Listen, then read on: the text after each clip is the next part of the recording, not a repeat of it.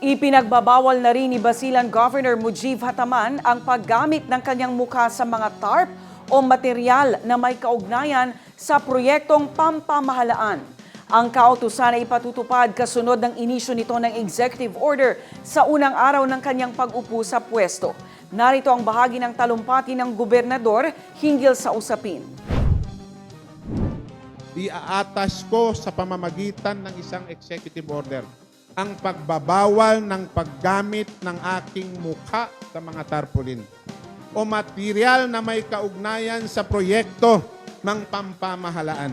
Dahil ang bawat tulay at kalsada at programa ay hindi po galing sa akin.